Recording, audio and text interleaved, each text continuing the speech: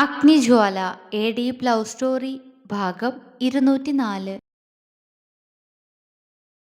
എല്ലാവരും വ്യാസിന്റെയും മീനുവിന്റെയും കാര്യത്തിൽ green signal കാണിച്ചതുകൊണ്ട് തന്നെ മീനുവും വ്യാസും നല്ല സന്തോഷത്തിൽ തന്നെയായിരുന്നു. അതുവരെ എല്ലാവർക്കും മുന്നിൽ വെച്ച് അവനോട് കൂടുതൽ അടുത്തിരിക്കാത്തവൾ അവൻ ആട്ടിയോടിക്കാൻ നോക്കിയിട്ടും അവനൊപ്പം ഒട്ടിക്കൊണ്ട് തന്നെയിരുന്നു. ഉള്ളിൽ സന്തോഷമായിരുന്നെങ്കിലും കപട ഗൗരവത്തോടെ അവൻ അവളെ നോക്കും. പെണ്ണാണെങ്കിൽ ലൈസൻസ് കിട്ടിയതുപോലെ ഇടയ്ക്കിടയ്ക്കൊരു ചമ്മലുമില്ലാതെ ചെക്കൻ്റെ കവിളിൽ പിടിച്ച് ചുംബിക്കുകയാണ്. അത് കണ്ട് എല്ലാവരുടെയും കളിയാക്കൽ മുഴുവൻ വ്യാസനാണ്. മീനുവിന് പക്ഷെ അവനോടുള്ള സ്നേഹം എങ്ങനെയൊക്കെ പ്രകടിപ്പിക്കണമെന്ന് അറിയുമായിരുന്നില്ല. വ്യാസിൻ്റെയും മീനുവിൻ്റെയും വിവാഹം 2 മാസത്തിനുള്ളിൽ തന്നെ നടത്താൻ തീരുമാനമായി. അവർക്കൊപ്പം തന്നെ അപ്പുവിൻ്റെയും പൊന്നുവിൻ്റെയും തറവാട്ടിൽ വെച്ച് തന്നെ ആയിരിക്കും വിവാഹം. വിവാഹം ഇത്രയും വേഗം വേണമെന്നൊരു ചിന്ത വന്നെങ്കിലും വിവാഹം കഴിയാതെ അപ്പുവും പൊന്നുവും ഒരു വീട്ടിൽ കഴിയുന്നത് അത്ര നല്ലതല്ലാന്ന് അഗ്നിയുടെ അഭിപ്രായം വന്നതും 2 ജോഡികളുടെയും വിവാഹം 2 മാസത്തിനുള്ളിൽ തന്നെ നടത്താമെന്ന് തീരുമാനമായതാണ്. സന്തോഷം കൊണ്ട് അപ്പു വന്ന് അഗ്നിയെ കെട്ടിപ്പിടിച്ചു. കാരണം പൊന്നുവായിട്ടുള്ള വിവാഹം അത്രത്തോളം അപ്പു ആഗ്രഹിച്ചു തുടങ്ങിയിരുന്നു. നിന്റെ സ്വഭാവം അറിയാവുന്നതുകൊണ്ടാ. നിന്റെ കൂടെ പൊന്നു നമ്മുടെ വീട്ടിൽ തനിച്ചത്ര സേഫാണെന്ന് എനിക്ക് തോന്നുന്നില്ല. ഒരാക്കലോടെ അഗ്നി പറഞ്ഞു. ഈ അപ്പു അവനെ നോക്കി നന്നായി ഒന്ന് ഇളിച്ചു കൊടുത്തു. ഏട്ടൻ്റെ അല്ലേ അനിയൻ, അപ്പോ അത്രയ്ക്ക് വിശ്വാസം മതി. എനിക്കും എന്നെ അത്ര വിശ്വാസം പോരാ. തന്നെ കളിയാക്കിയവന് തിരിച്ചും അതേ നാണയത്തിൽ തന്നെ മറുപടി കൊടുത്തുകൊണ്ട് അപ്പു പറഞ്ഞതും അഗ്നി ശരിക്കും ചമ്മിപ്പോയി. എല്ലാം കേട്ട് ജ്വാല വാപ്പുത്ത് ചിരിച്ചുപോയി. നിക്ക് കേട്ടോ, നിനക്കുള്ള ഞാൻ തരുന്നുണ്ട്. അത് കണ്ട് അവളെ അടിമുടി നോക്കിക്കൊണ്ട് അവൻ പറഞ്ഞു. ജ്വാലയുടെ കണ്ണുകൾ ഒന്ന് പിടച്ചു. അത് കണ്ട് കള്ളച്ചിരിയോടെ അവളുടെ കവിളിൽ അമർത്തി ചുംബിച്ചുകൊണ്ട് ഒരു മൂളിപ്പാട്ടോടെ അഗ്നി അകത്തേക്ക് കയറിപ്പോയി. ജ്വാല ചിരിയോടെ അവളുടെ കവിളിൽ കൈവച്ചുപോയി. ഇന്നാണ് പൂരം അവസാന ദിവസം. അതുകൊണ്ട് തന്നെ വലിയ ആഘോഷമാണ്. ഉച്ചയ്ക്ക് 3 മണിയോടടുപ്പിച്ച് ഓരോ വേലകളായി ക്ഷേത്രത്തിലേക്ക് വന്നു തുടങ്ങും. ജ്വാല ഇതുവരെ അതൊന്നും നേരിൽ കണ്ടിട്ടില്ലാത്തതുകൊണ്ട് തന്നെ അവളെ കൊണ്ടുപോയി അതെല്ലാം കാണിക്കണമെന്നുള്ളത് അഗ്നിക്ക് വലിയ നിർബന്ധമായിരുന്നു. പൂരത്തിന് അവൾക്കിടാനായി അഗ്നി ഒരു പട്ടുപാവാടയാണ് വാങ്ങിക്കൊടുത്തത്. നല്ല ബ്ലാക്ക് കളർ ടോപ്പും ചന്ദന നിറത്തിലുള്ള പാവാടയുമാണ്. കയ്യിൽ അതിന് മാച്ചായിട്ട് വരുന്ന കറുപ്പ് കുപ്പിവളകളാണ് അഗ്നി വാങ്ങിക്കൊടുത്തത്. കഴുത്തിലും കാതിലുമെല്ലാം മാച്ചിങ്ങായി ബ്ലാക്ക് കളർ കമ്മലും മാലയുമാണ്. തലമുടിയിൽ നല്ല ഭംഗിയിൽ മുല്ലപ്പൂവും ചൂടി ജ്വാല റെഡിയായി. അഗ്നിക്കും ജ്വാലയുടെ ഡ്രസ്സിന് ചേരും പോലെ കറുപ്പ് ഷർട്ടും അതേ കരയോടുകൂടിയ മുണ്ടുമാണ് വേഷം. അവൻ അല്പം മുന്നെയാണ് താഴേക്ക് പോയത്. ജ്വാലയോട് വേഗം റെഡിയാവാൻ പറഞ്ഞേൽപ്പിച്ചിരുന്നു. തറവാട്ടിലെ ബാക്കിയുള്ളവരെല്ലാം കുറച്ചുകൂടി കഴിഞ്ഞിട്ടേ ക്ഷേത്രത്തിലേക്കുള്ളൂ. ഇപ്പോൾ അഗ്നിയും ജ്വാലയും മാത്രമേ പോകുന്നുള്ളൂ. അഗ്നി താഴെ എല്ലാവരോടും പറഞ്ഞ് റൂമിലേക്ക് കയറി വന്നു. കുഞ്ഞാ, കഴിഞ്ഞില്ലേ? പോവാൻ നോക്ക, ഇനി നിന്നാൽ ലേറ്റാവും പറഞ്ഞുകൊണ്ടവൻ അകത്തേക്ക് കയറി. ആ കഴിഞ്ഞു ദേവേട്ടാ, നമുക്ക് പോവാ.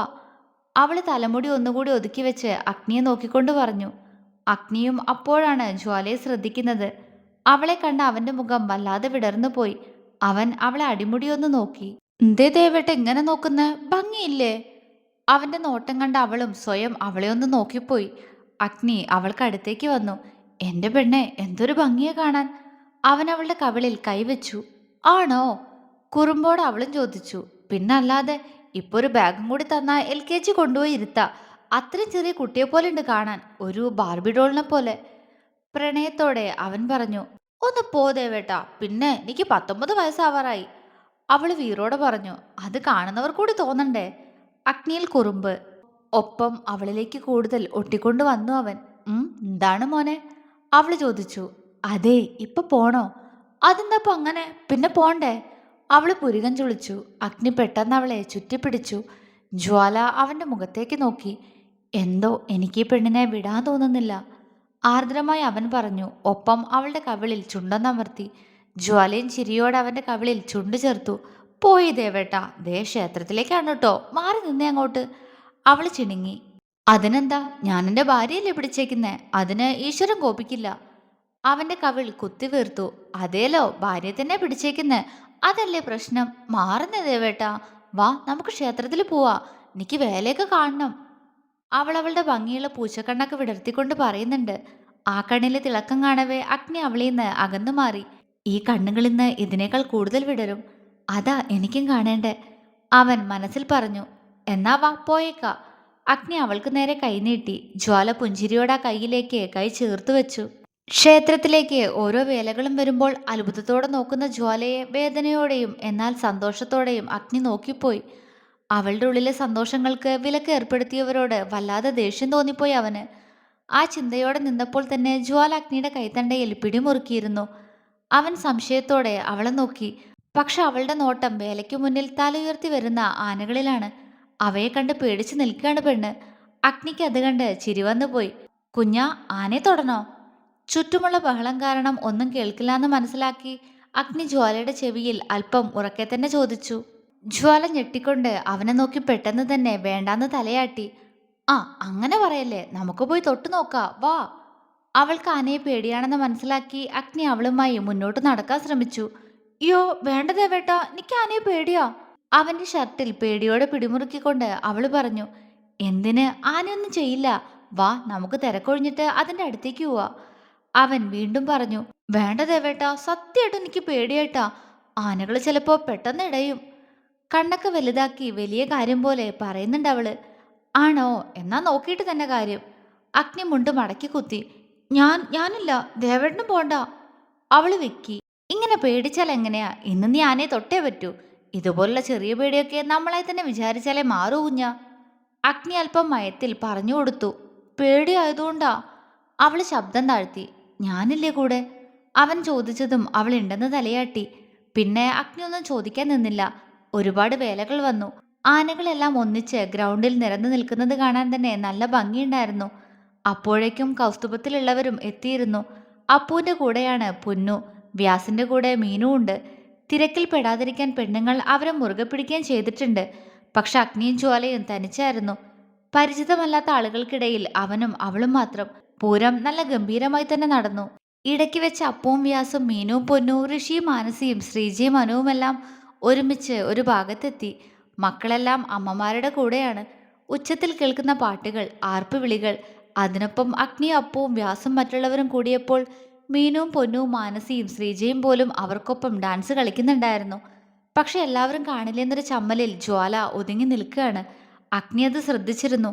അവൻ പെട്ടെന്ന് അവളുടെ ഇടുപ്പിലൂടെ ചുറ്റിപ്പിടിച്ച് അവളെ അടുത്തേക്ക് വലിച്ചു. ജ്വാല പിടഞ്ഞുകൊണ്ട് അവനെ നോക്കി. അവളുടെ നെറ്റിയിലേക്ക് ഒരു തുണി കൊണ്ട് കെട്ടിക്കൊടുത്തു അഗ്നി. നോക്കുമ്പോൾ അവിടെയുള്ള മിക്കവരുടെയും തലയിൽ അതുപോലൊരു കെട്ടുണ്ട്. അവരെല്ലാം ചെണ്ടകൊട്ട് കേട്ട് ഡാൻസ് കളിക്കുന്നുണ്ട്. കളിക്കു പെണ്ണെ അങ്ങോട്ട്. അഗ്നി അവളെ പ്രോത്സാഹിപ്പിച്ചു. ആരെങ്കിലും കാണും ദേവേട്ടാ. ആഗ്രഹമുണ്ടായിട്ടും അവള് പറഞ്ഞു. കണ്ടാലെന്താ, അവന് പ്രശ്നമൊന്നുമില്ല. ദേവേട്ടന് നാണക്കേടാവോ? അവള് വിരല് കടിച്ചു. നീ ഇങ്ങനെ ഒതുങ്ങി നിൽക്കുന്നതാ എനിക്ക് നാണക്കേട്. അങ്ങോട്ട് കളിക്കടി. അവൻ അവളുടെ കവിളിപ്പിച്ചി. ജ്വാല ചിരിച്ചുപോയി. പതിയെ അവൾ എല്ലാവർക്കൊപ്പം ഡാൻസ് ചെയ്യാൻ തുടങ്ങി. ഈ തുള്ളിച്ചാട്ടം തന്നെ. ഇടയ്ക്ക് തലയിലെ കെട്ടക്കഴിച്ച് വീശി കളിക്കുന്നുണ്ട് ജ്വാല. അഗ്നി അതെല്ലാം കണ്ട് നിറഞ്ഞ ചിരിയോടെ അവൾക്കൊപ്പം കൂടി. അവൾക്ക് ജീവിതത്തിൽ ഒരിക്കലും മറക്കാൻ കഴിയാത്തൊരു ദിവസം സമ്മാനിക്കുകയായിരുന്നു അഗ്നിയുടെ ലക്ഷ്യം. അതിൽ അവൻ പൂർണ്ണമായും വിജയിച്ചു. ആടിത്തുമർത്ത ആഘോഷങ്ങൾക്കിടയിൽ എപ്പോഴോ തിരികെ പോകുന്ന ആനകളുടെ ഇടയിലേക്ക് അഗ്നി ചെന്നു. അവന്റെ ഷർട്ടിൽ കൈചുരുട്ടി പേടിയോടെ ജ്വാലയും. അഗ്നി അവന്റെ കയ്യിലുള്ള പഴം ജ്വാലയുടെ കയ്യിലേക്ക് കൊടുത്തു. ഇത് ആനയ്ക്ക് കൊടുക്ക്, എനിക്ക് പേടിയാ. അത് കൈനീട്ടി വാങ്ങിയെങ്കിലും അവള് പറഞ്ഞു. എന്തിന്? ഞാനില്ലേ? അവൻ ചോദിച്ചു. ജ്വാല തലയാട്ടി. പതിയെ ആനയ്ക്ക് നേരെ ആ പഴങ്ങൾ വിറയ്ക്കുന്ന കയ്യാലെ നീട്ടി. തുമ്പിക്കൈ കൊണ്ട് അവ വാങ്ങി വായിലേക്ക് വെക്കുന്ന ആനയെ പേടിയോടെ അവൾ നോക്കി. ഒട്ടൊരു നേരത്തിന് ശേഷം ആ തുമ്പിക്കൈ അവളുടെ തലയിൽ പതിയെ തൊടുന്നതറിഞ്ഞുകൊണ്ട് ഞെട്ടലോടെ ജ്വാല ആനയെ നോക്കി. കണ്ണുകൾ വല്ലാതെ വിടർന്നുപോയി. വിറയാർന്ന കൈകൾ കൊണ്ട് അവൾ ആനയുടെ തുമ്പിക്കൈയിൽ തൊട്ടുനോക്കി. ആന അനങ്ങാതെ നിൽക്കുന്നത് കണ്ട് വീണ്ടും തൊട്ടു. ചുണ്ടിൽ ചിരിമിന്നി. ആ ചിരി അഗ്നിയുടെ ഫോണിലേക്ക് കൃത്യം പതിഞ്ഞുപോയൊരു മനോഹര ചിത്രമായി മാറിയൊരു നിമിഷം കൂടി ആയിരുന്നു അത്. പൂരമൊക്കെ അടിച്ചുപൊളിച്ച് അടുത്ത ദിവസം തന്നെ പിള്ളേരെല്ലാവരും തിരികെ പോകാനുള്ള പ്ലാനിലാണ്. അങ്ങനെ ഇന്നാണ് അഗ്നിയും ജ്വാലയും മറ്റുള്ളവരുമെല്ലാം തിരികെ പോകുന്നത്. പെൺപിള്ളേരെല്ലാം അതുകൊണ്ട് തന്നെ വലിയ സങ്കടത്തിലായിരുന്നു. ജ്വാലയുടെ ജീവിതത്തിലെ ഏറ്റവും നല്ല ദിവസങ്ങളായിരുന്നു ഈ കഴിഞ്ഞുപോയത്. ഒരുപാട് നല്ല ഓർമ്മകൾ. ഒപ്പം അഗ്നിയെ കൂടുതൽ മനസ്സിലാക്കി. അവനോടൊപ്പം സന്തോഷത്തോടെ അവരുടെ റൂം, കുളം, സർപ്പക്കാവ്, ക്ഷേത്രം, അങ്ങനെ അങ്ങനെ എല്ലാത്തിനെയും വിട്ടുപോവാൻ ജ്വാലയ്ക്ക് വല്ലാത്ത സങ്കടം തോന്നി. അവൾ രാവിലെ എഴുന്നേറ്റ ഉടനെ തന്നെ കുളത്തിൽ പൊന്നൂനൊപ്പം പോയി കുളിച്ചു. മീനുവിനെ വിളിച്ച് പൊന്നൂനെ നിർബന്ധിച്ച് പിന്നീട് സർപ്പക്കാവിലേക്ക്. അങ്ങനെ എല്ലായിടത്തും പോയി. എല്ലാം കഴിഞ്ഞു വന്നപ്പോഴേക്കും അവളുടെ സങ്കടം ഒന്നുകൂടി കൂടി. പോരാത്തതിന് ഇനി മീനു കൂടെ വരുന്നില്ല. കോളേജ് തുറക്കാനായല്ലോ. അതുകൊണ്ട് ഇനി അവളെ കൊണ്ടുപോയാൽ ശരിയാവില്ല. മാത്രമല്ല ഇനി പൊന്നൂൻ്റെ അഡ്മിഷൻ കാര്യങ്ങൾ ശരിയാക്കണം. അവളും ഇനി ജ്വാലയ്ക്കൊപ്പം അവളുടെ കോളേജിലാണ് പഠിക്കുന്നത്. അതുകൊണ്ട് തന്നെ അഗ്നി ആ കാര്യങ്ങളും ഇതിനിടയിൽ മുന്നോട്ട് നീക്കുന്നുണ്ടായിരുന്നു. പോവാനുള്ള പെട്ടിയൊക്കെ 2 ദിവസം മുന്നേ തന്നെ തയ്യാറാക്കി വെച്ചിട്ടുണ്ട്. ഡ്രസ്സ് ചേഞ്ച് ചെയ്ത് നേരെ താഴേക്ക് വന്ന് ബ്രേക്ക്ഫാസ്റ്റ് എല്ലാം എല്ലാവർക്കും ഒപ്പം കഴിക്കുമ്പോൾ ജ്വാല സൈലന്റ് ആയിരുന്നു. അഗ്നിക്ക് കാര്യം അറിയാവുന്നതുകൊണ്ട് തന്നെ അവൻ കൂടുതലൊന്നും ചോദിക്കാൻ പോയില്ല. കഴിക്കൽ കഴിഞ്ഞ ശേഷം മൃദുമോൾക്കൊപ്പവും സച്ചുമോനൊപ്പവും ഒരുപാട് സമയം കളിച്ചു ജ്വാല. ആ കുട്ടികളുടെ ചിരി കാണുന്തോറും സങ്കടം കൊണ്ട് കണ്ണ് നിറഞ്ഞുപോയി. ഇനി ഇവരൊന്നും കൂടെ ഇല്ലല്ലോ എന്ന വേദന. അവള് മുകളിലേക്ക് തന്നെ പോയി. ജനാലവാതിൽ തുറന്നിട്ട് പുറത്തേക്ക് നോക്കുമ്പോഴേക്കും കണ്ണുകൾ നിറഞ്ഞിട്ടുണ്ട്. അവള് പതിയെ മുഖം ജനൽക്കമ്പിയിലേക്ക് അമർത്തി വെച്ചു. വാതിൽ തുറക്കുന്ന ശബ്ദം കേട്ട് അവള് പെട്ടെന്ന് കണ്ണുകൾ അമർത്തി തുടച്ച് തിരിഞ്ഞു നോക്കി. അഗ്നിയാണ്. അവൾ അവനെ നോക്കി ഒന്ന് പുഞ്ചിരിച്ചുകൊണ്ട് വീണ്ടും പുറത്തേക്ക് നോക്കി നിന്നു. അഗ്നി പതിയെ ഡോറ് ചാരി വെച്ച് അവൾക്കടുത്തേക്ക് വന്നു.